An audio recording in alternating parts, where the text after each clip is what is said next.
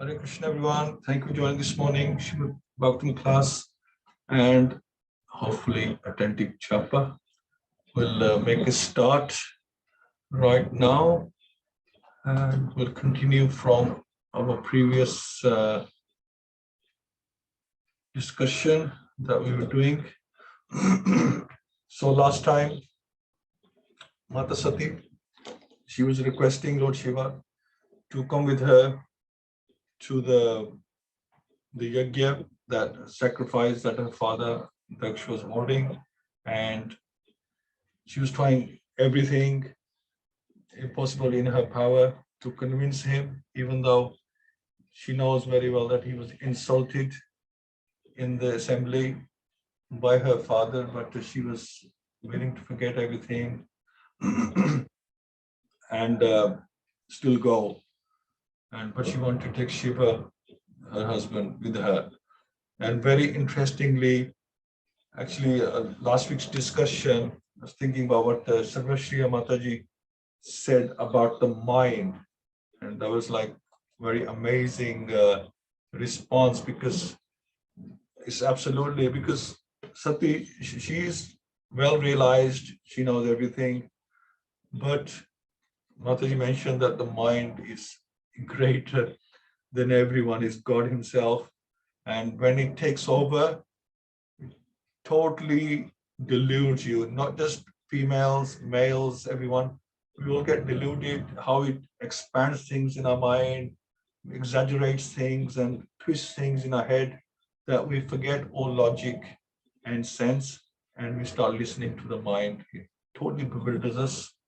And that is so right. And I agree with Mataji that this is what happened to Sati. Her mind totally took over her thinking, her consciousness. Thank you so much for sharing that. So today we talk about Lord Shiva's response to Sati. So after her request, what did Lord Shiva say back to her? And this is Maitreya explaining to Vidur. The great sage Maitreya said, Lord Shiva, the deliverer of the hill Kailash, having thus been addressed by his dear wife, he replied smilingly, although at the same time he remembered the malicious, heart-piercing speeches given by Daksh before the guardians of the universal affairs, which is the demigods. When Lord Shiva heard from his wife about Daksh, the psychological effect was that he immediately remembered of the strong words spoken against him in the assembly of the guardians of the universe. And remembering those words, he was sorry at heart. And although to please his wife, he smiled. In Bhagavad-Gita, it is said that a liberated person is always in mental equilibrium in both stress and happiness of this material world. Therefore, the question may now be raised, why a liberated personality like Lord Shiva was so unhappy because of the words of Daksh? Because he should be neutral to all this. The answer is given by Srila Vishwanath Chakravarti Thakur. Lord Shiva is Atmaram, or situated in complete self-realization. But because he is the incarnation in charge of the material mode of ignorance, Tamaguna, he is sometimes affected by the pleasure and pain of the material world. So that's the reason why he would feel any pain occasionally. He would be affected by it. Normally, he's totally in control. The difference between the pleasure and pain of this material world and that of the spiritual world is that in the spiritual world, the effect is qualitatively absolute.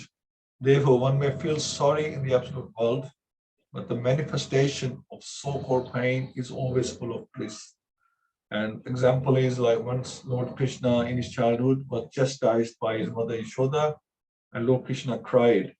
But although he shed tears from his eyes, this is not to be considered a reaction of the mode of ignorance, for the incident was full of transcendental pleasure. When Krishna was playing in so many ways, sometimes appeared that he caused distress to the gopis, but actually such dealings were full of transcendental bliss. That is the difference between the material and spiritual worlds. There, everything is a bliss, no matter what. It might look very painful, agonizing, but everything is blissful.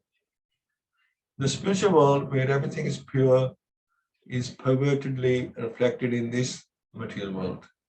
Since everything is in the spiritual world is absolute, in the spiritual varieties of apparent pleasure and pain, there is no perception other than the eternal bliss. Whereas in the material world, because everything is contaminated by the modes of material nature, there are feelings of pleasure and pain. Therefore, because Lord Shiva, on the fully satisfied person, was in charge of material mode of ignorance, he felt sorrow. So that's the explanation for that. So let's do a prayer. Om Namo Bhagavate Vasudevaya. Om Namo Bhagavate Vasudevaya. Om Namo Bhagavate Vasudevaya. Mukam Kote Vachalam. Panghum Labyate Guri. Yat Kirpatamam Pandeshing. Guru Dharana. Paramananda Mahpam Shri Chaitanya Hari Om Tassat. Narayanam Namaskritya Naram Cheva Narottamam Devim Saraswatam. Vyasam Tato Jayam Udhiriyat Nasta Presha Vidreshu Nityam Bhagaseya Bhagavati Uttam Shloka Bhakti Bhakti Nishtiki. Krishna. So the great Lord replied, my dear beautiful wife, you have said that one may go to a friend's house without being invited. And this is true. Provided such a friend does not find fault with the guest because of bodily identification and thereby become angry towards him. So you can go to a friend's house, but provided that you're still friends, I guess. Lord Shiva could foresee that as soon as Sati reached her father's house, her father, Daksh, being too puffed up because of bodily identification, would be angry at her presence. And although she was innocent and faultless, he would be mercilessly angry towards her. Lord Shiva warned that since her father was too puffed up by his material possessions, he would be angry, and this would be intolerable for her. Therefore, it was better that she not go. This fact was already experienced by Lord Shiva because although Lord Shiva was faultless, Daksh had cursed him in so many harsh words. So Lord Shiva can see that Daksh is not thinking straight, and this at the moment he doesn't care about relationships or anything, he just bothered about himself and his position. And he doesn't recognize his daughter, his son-in-law, or anything like that, or even Shiva as being higher than him. So although the six qualities of education, austerity, wealth, beauty, youth, and heritage are for the highly elevated, one who's proud of possessing them becomes blind. And this is what's happening with Daksh. And thus he loses his good sense and cannot appreciate the glories of great personalities. It may be argued that since Daksh was very learned, wealthy, and austere, and had descended from a very exalted heritage, how could he be unnecessarily angry towards another? The answer is that when the qualities of good education, good parentage, beauty, and sufficient wealth are misplaced in a person who's puffed up by all these possessions, they produce a very bad result. And the example is given when milk is a very nice food, but when milk is touched by an envious serpent, it becomes poisonous. Similarly, material assets such as education, wealth, beauty, and good parentage are undoubtedly nice. But when they decorate persons of malicious nature, then they act adversely. So there's nothing wrong with these things. It's the attitude of the person who possesses them is the key. Similarly, material assets such as education, wealth, beauty, and are undoubtedly nice, but when they decorate persons of malicious nature, they act adversely.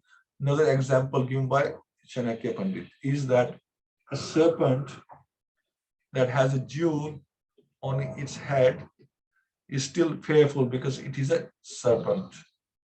So a serpent by nature is envious of other living entities, even though they be faultless.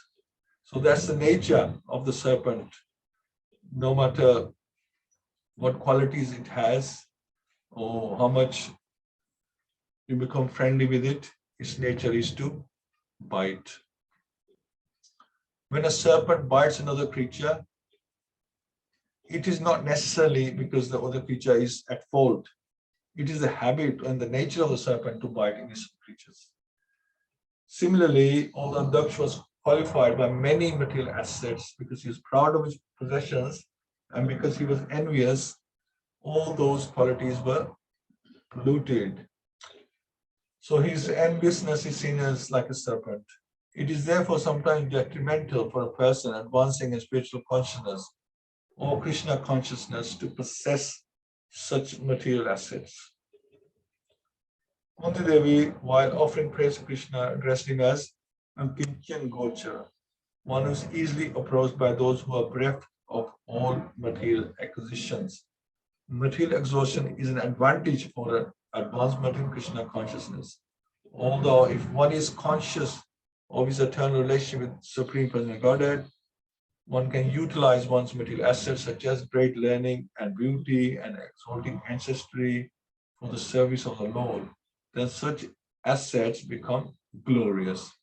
In other words, unless one is Krishna conscious, all his material possessions are zero. Though when zero is by the side of Supreme One, it at once increases in value to 10. Unless situated by the side of Supreme One, zero is always zero. One may add 100 zeros, but the value will still remain zero. Unless one's material assets are used in Krishna consciousness, they may play havoc and degrade the possessor. So a very good example there by Srila Prabhupada, that all your assets and your qualities, unless they're spiritualized, they're really not worth anything because they can only degrade you, take you in the wrong direction. One should not go to anyone's house, even on the consideration of his being a relative or a friend, when the man is disturbed in his mind or looks upon the guest with raised eyebrows and angry eyes. However low a person may be, he is never unkind to his children, wife, and nearest kin. Even a tiger is kind to his cubs. Within the animal kingdom, the cubs are treated very nicely. Since Sati was the daughter of Daksh, however cruel and contaminated he might be, naturally it was expected that he would receive her very nicely. Tigers are very kind to their cubs, but it is also known that sometimes they eat them. Malicious persons should not be trusted because they are always unsteady. Thus, the Sati was advised not to go to her father's house because to accept such a father as a relative and to go to his house without being properly invited was not suitable. So Lord Shiva is advising her that it's not a good idea what you're thinking. And then Lord Shiva continued, if one is hurt by the arrows of an enemy, one is not as aggrieved as one cut by the unkind words of a relative. For just such grief continues to rend one's heart day and night. So Sati might have concluded that she would take the risk of going to her father's house, and even if her father spoke unkindly against her, she would be tolerant, as a son sometimes tolerates the reproaches of his parents. But Lord Shiva reminded her that she would not be able to tolerate such unkind words because natural psychology dictates that although one can suffer harm from an enemy and not mind so much because pain inflicted by an enemy is natural. When one is hurt by the strong words of a relative, one suffers the effects continually day and night, and sometimes the injury becomes so intolerable that one commits suicide. So Lord Shiva is warning her that she will not be able to bear the pain of the insults that her father might give her, although she feels strong right now, but she's not facing an enemy, she's facing her dearest father, and very difficult to tolerate that, the injury that he will cause to her. She won't be able to tolerate it. My dear white complexioned wife, it is clear that many daughters of Daksh, you are the pet, which means favorite, obviously, yet you will not be honored at his house because of your being my wife. Rather, you will be sorry that you are connected with me. So Lord Shiva put forward the argument that even if Sati proposed to go alone, without her husband, still she would not be perceived well because she was his wife. She's seen connected to him. There was every chance of a catastrophe, even if she wanted to go alone. Therefore, Lord Shiva indirectly requested her not to go to her father's house. So one who is conducted by false ego and thus always distressed both mentally and sensually cannot tolerate the opulence of self-realized persons. Being unable to rise to the standard of self-realization, he envies such person as much as demons envy the Supreme Personality of Godhead. So the real reason for the enmity between Lord Shiva and Daksh is explained here. Daksh was envious of Lord Shiva because of Shiva's high position as an incarnation of a quality of the Supreme Personality Godhead.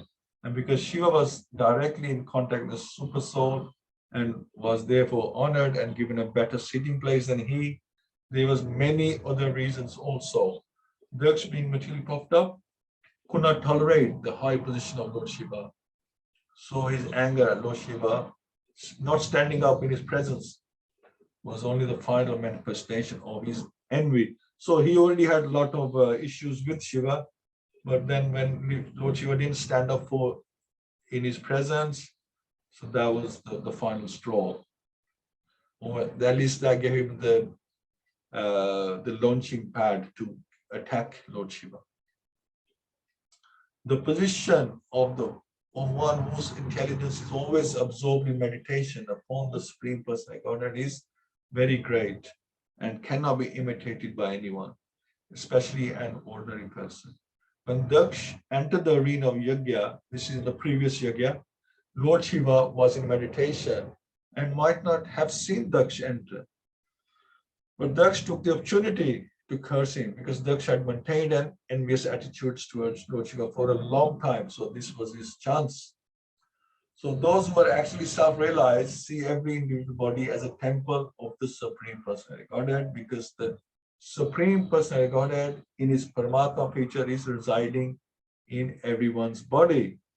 And here it's explained that when one offers respect to the body, it is not to the material body, but to the presence of the Supreme Lord.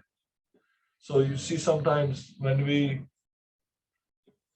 pay respect to a sannyasi, say, much exalted devotee, they may pay respect back to us. They may give us obeisances. We should not think that they are paying us obeisances. We should think that they are paying obeisance to the super soul inside us.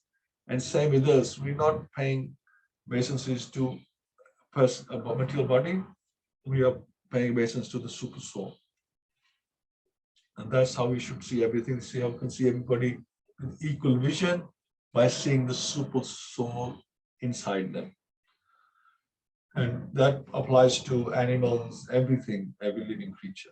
But since Daksh was not very elevated, he thought that obeisances were offered to the material body. And because Lord Shiva did not offer respect to his material body, Daksh became envious.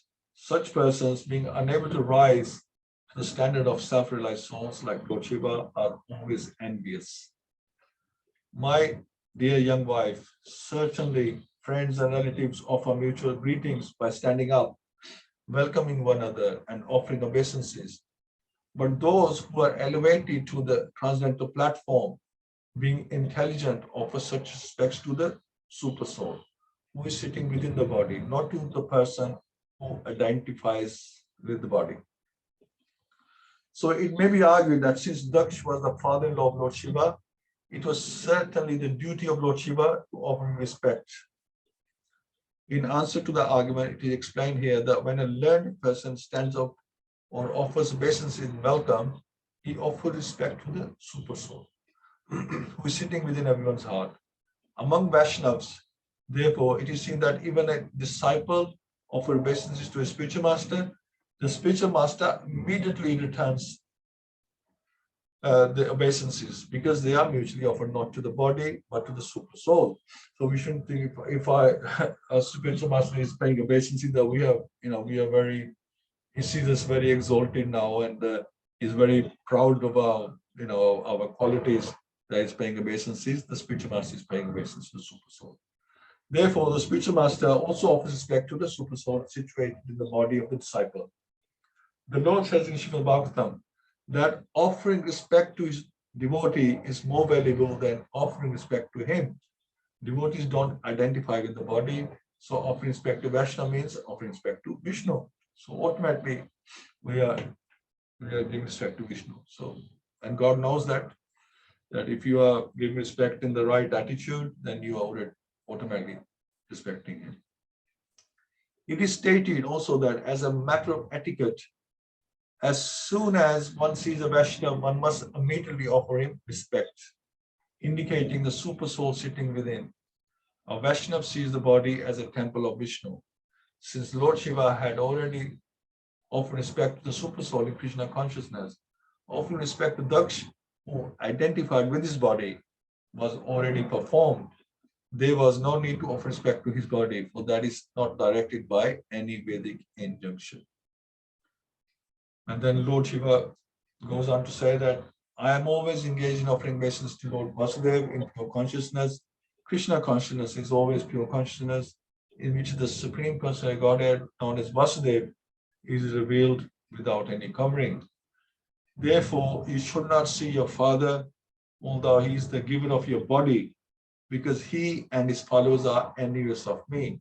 Because of his envy of most worshipful one, he has insulted me with cruel words, although I am innocent. And then he finishes by saying, if in spite of this instruction you decide to go. So he's telling his wife that I've told you all these things now, but if you still want to go, neglecting my words, the future will not be good for you. You are most respectable, and when you are insulted by your relative, this insult will immediately be equal to death. Because Sati is a very respectable woman, she does not expect to be insulted, especially by her father, like that, and she will not be able to tolerate this insult.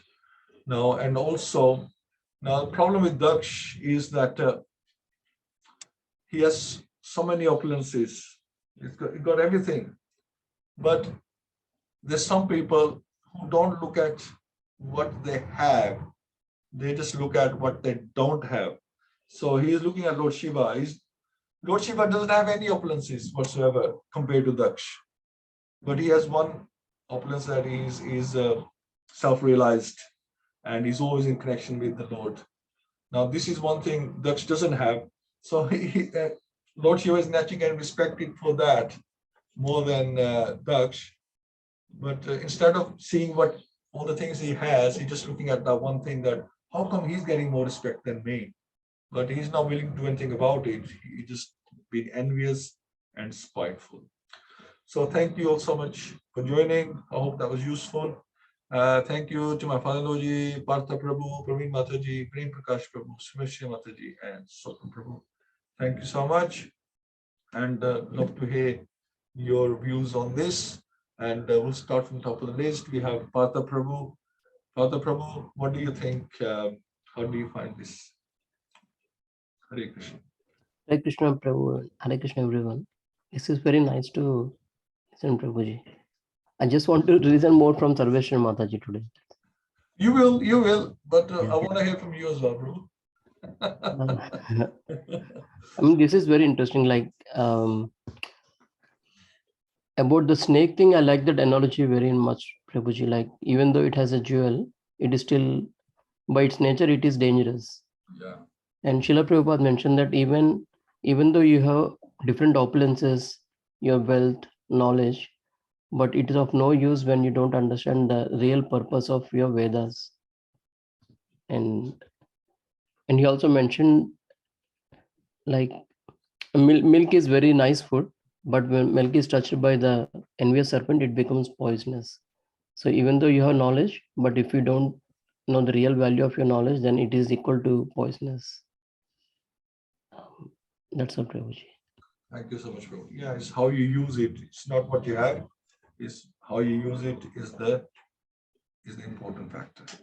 Thank you so much. Praveen Mataji?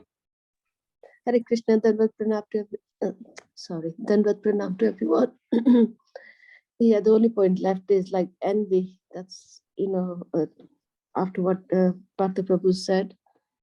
So we have to be very careful. So, exalted devotee like Daksha, he's affected by envy.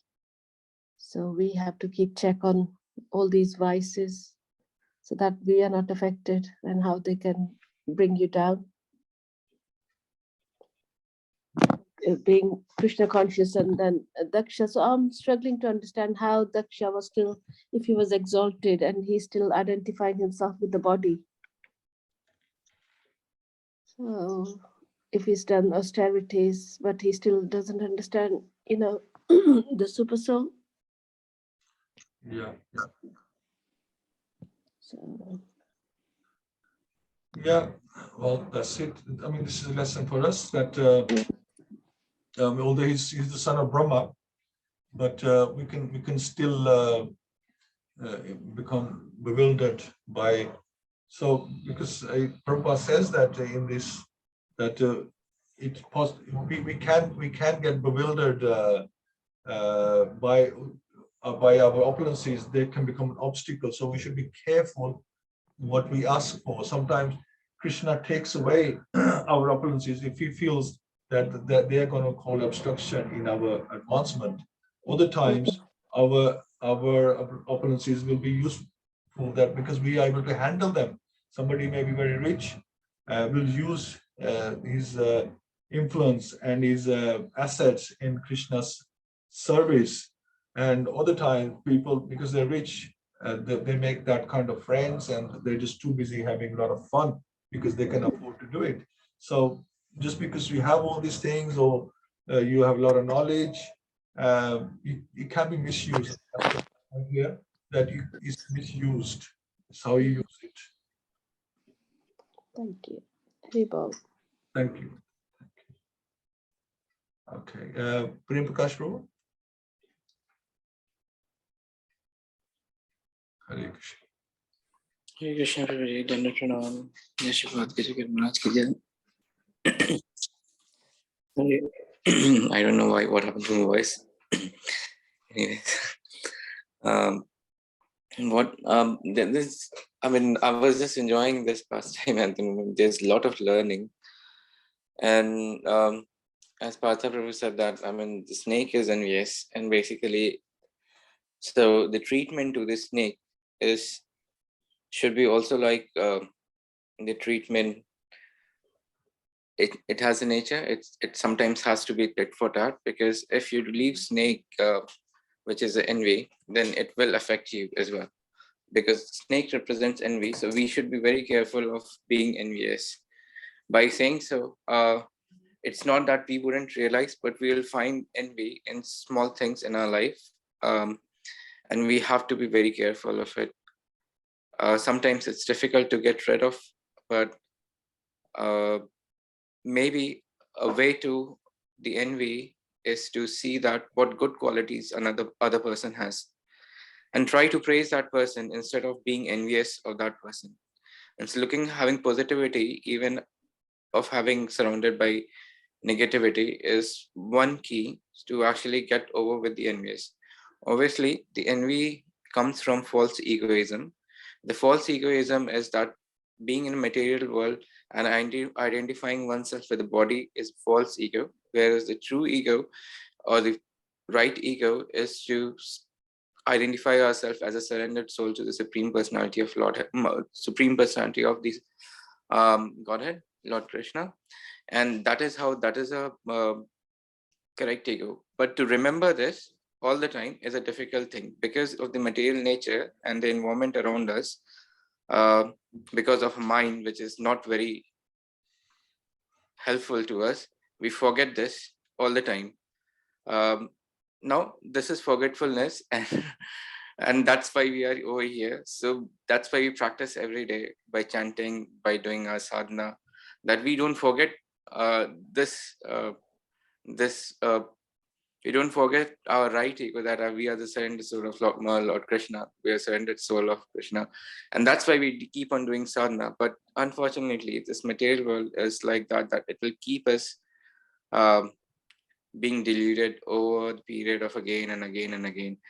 So there are a lot of, so based on this concept, I'll give you an example, is that when our Guru Maharaj, actually, Srila Prabhupada called Guru Maharaj and said that there's a snake in he wants to use to loo, and there's a snake in there. Srila Guru Maharaj, he killed the snake. And then obviously, then somebody asked that to Guru Maharaj, that who would take the ownership of the sins of killing the snake? And Guru Maharaj said that there wasn't any sin. Because of being of envious nature, this snake would have bitten Srila Prabhupada, and then he would have killed a very exalted Vaishnava who supposedly on a very big mission of Lord Krishna that would interrupt his mission. So there is no sin involved. Rather than looking at this killing of snake, it will be considered as saving Srila Prabhupada from the snake.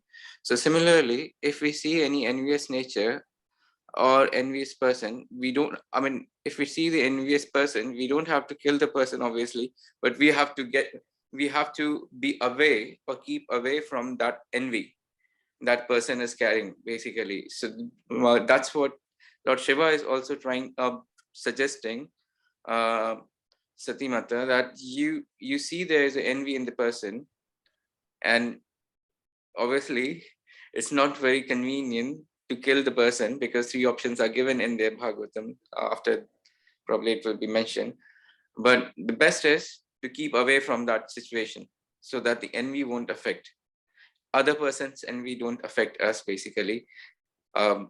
That's when the other person is having envy, so keep away from the person, that particular envy. That is what's suggested over here. If we have envy, then we have to actually kill our envy eventually. That's one of the solution, by doing various sadhanas, praising the person and the other things. But there are many things to grab from this pastime, but this is what I have actually found relevant, which I can discuss with you. Thank you. Sure. Thank you so much. Wonderful insights, Prabhu. Thank you so much there. You're absolutely right. We keep away from the snake mentality. Very important. And if we feel envious, which is natural, we can feel envious. So, like you said, we compliment the other person, then that sort of neutralizes our enviousness, and we please the other person at the same time. And it's understood that if we are envious of somebody, we are actually indirectly complimenting them anyway, because we feel inferior to them. We think that they are better. So we are already in our mind, we are actually complimenting, although we might feel jealous or envious, but we are envious. So why not, if you compliment them in your mind, then why don't you compliment them to their face? And then that will settle our mind as well, because the person will be happy with us, make friends with them, and then the enviousness, the fire of envy sort of dies down. So very nice. Thank you. Thank you so much, Prabhuji. Okay, Sumishi Mataji, Hari Bol. Hare Krishna, everybody. Hare Krishna Mataji. It is said that if someone hits you with a stick, it can be healed in time. But the strong words said to you get psychologically effect to your mind. And that's what was Lord Shiva tried to explain Sati, that he could not forget the words, the insults given by her father. And Sati, just like she didn't want to hear it. And although he was explaining to her, because her mind was made up, and it is that it's fruitless to give advice to a stubborn person. I think in a way she got a bit stubborn, she don't want to listen to anybody, just she might have a mind. And because she couldn't, when they Your mind is disturbed. You can't see what is wrong, what is right. So Sati couldn't make it out what is right, what is wrong. She just wanted to go to her father's place, especially to meet her mothers and to show her jewelries and everything. And it has to happen. No matter what you say, what conclusion you give, what you say about it, they say it. The things it has to happen, it happens, and that is called destiny. Destiny, or in Hindi you call it honi. Nobody can, even Krishna can't stop it. Once somebody asked Vedyas, I can't remember who, because there's so many names, you can't remember the name. Somebody asked Vedyas that Krishna is Supreme Personality of Godhead. If he wanted, he could stop the Mahabharata. Why didn't he stop the Mahabharata? You could have done it anywhere, because Krishna can do anything. And then Vedyas said, it has to happen. Some things even Krishna can't do it. It's called it honi. It has to happen. So Mahabharata had to happen because Krishna wanted it. So what Krishna wants it, even he can't stop it. He made it happen. So that was it is the same thing to happen to Sati. I mean, we can blame Sati, but it is the destiny. It had to happen. She had to give her life, and Daksha was cursed, and everything. It had just have to happen. And that's why this lot of people then queried what's the difference between destiny and karma. Well, karma, we can, if we got karma, then you have your karma, and then karma can be finished. But this destiny, it can happen. So this that's what it happened to Daksha and Lord Shiva, and of course Lord Shiva is goes Asutosh, is gets satisfied very easily, and he gets angry very easily as well.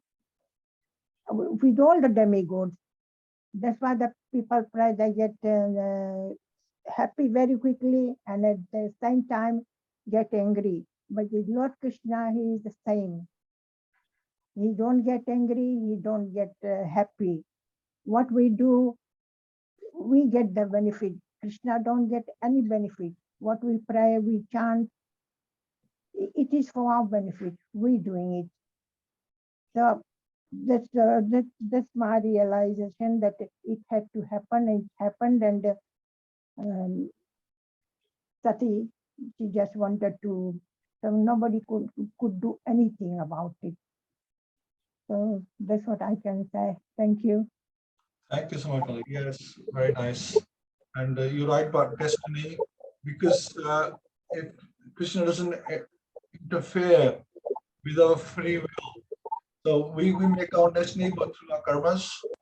And same Mahabharata, there's a lot of sins were accumulated, and Krishna does not interfere with what we do. So we build our own destiny through our karmas, I guess, and because the free will is there. It allows us our free will, but what we do with it, that's important. So yeah, thank you so much.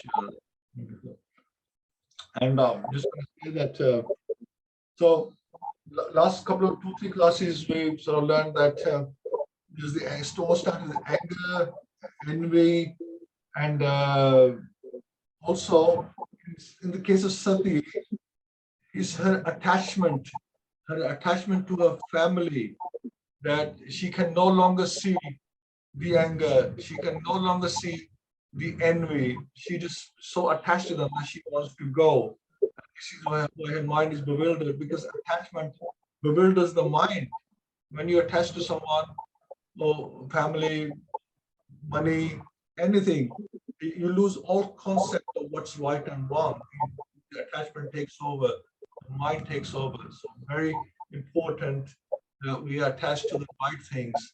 Being attached to the wrong things will definitely take us down. So thank you so much. Let's do a couple of rounds, and thank you for sharing your realizations. And we'll do a couple of rounds. Vishwamataji, would you like to start the first round, please? Hare Krishna.